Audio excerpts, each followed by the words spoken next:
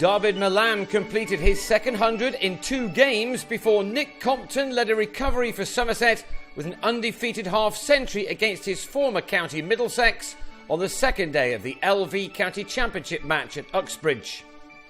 Milan began the second morning on 90, made out of his side's 211 for 4, and an early boundary saw him close in on his ton.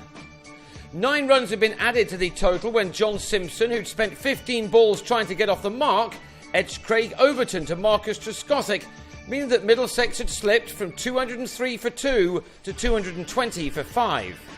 A glorious cover drive then took Milan to his second 100 in his last 2 games, having made an undefeated 154 against Northamptonshire at Lord's last week.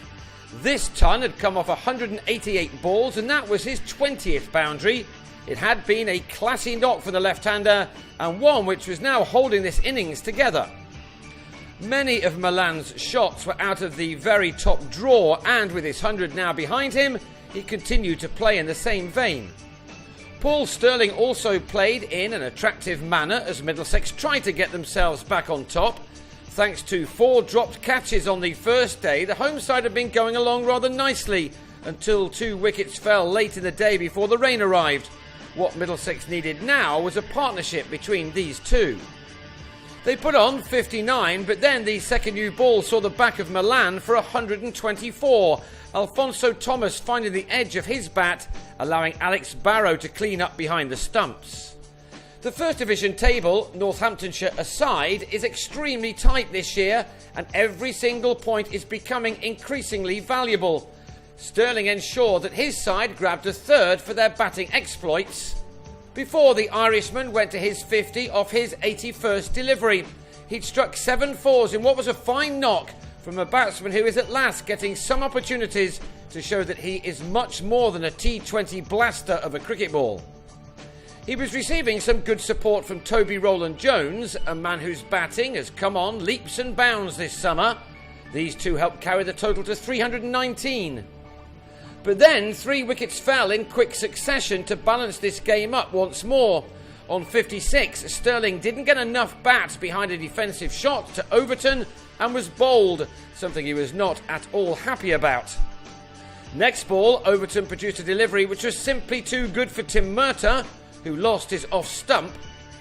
And after Stephen Finn just about survived the hat-trick ball from Overton, he was bowled by Peter Trigo at the other end for a duck, with the total now reading 328 for 9. Rowland-Jones tried to make the most of a last-wicket partnership with Ravi Patel. He pulled Overton for a 6 to move on to 31, before he tried to repeat the shot, only to send the ball high into the sky and eventually into the gloves of Barrow. Middlesex ended with a score of 338. The par on this ground for a first innings is 478, with Overton taking 4 for 84. Somerset had caught better than they had done on the first day, and it was now Middlesex's turn to miss an opportunity, Trescothick being given a very early life in the slips. Owen Morgan showed how it should be done by holding on to a chance offered by Chris Jones, who departed for a single to give Finn an early success. Finn was bowling with some pace and aggression, and he then had Trescothick taken behind by Simpson after he'd made 14 of the 15 runs on the board. And Alvaro Peterson followed in a similar way off the bowling of Murtagh to leave the visitors in a bit of a mess on 28 for 3. Compton had already survived a loud appeal for an LBW and had nearly run himself out. Middlesex were on top and Somerset needed a response. James Hildreth began it with a couple of boundaries which just eased the pressure a little bit in this all-important contest, one which neither side can really afford to lose. Catches as easy as this one had to be taken then, especially when the man offering the opportunity was Compton, a player who does not give his wicket away easily. Neil Dexter was the unlucky bowler who watched Stirling miss the chance after he'd replaced Morgan at first slip after he'd been stung by a bee. Thanks to that, Compton and Hildreth were able to get a partnership underway, with the latter leading the way. His third 50 of the campaign arrived off his 58th delivery with a single off Murtagh. The batsman had struck 8 fours in his half-century, and he now needed to go on. For a man of such talents, it's been surprising that Hildreth hasn't registered a single 100 this summer, but this was now his chance.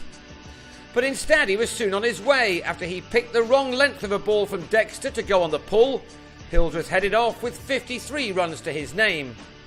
He dominated a fourth wicket partnership of 75 runs with Compton, who was able to move patiently along to his fourth 50 of the summer, one of which has been converted into 100.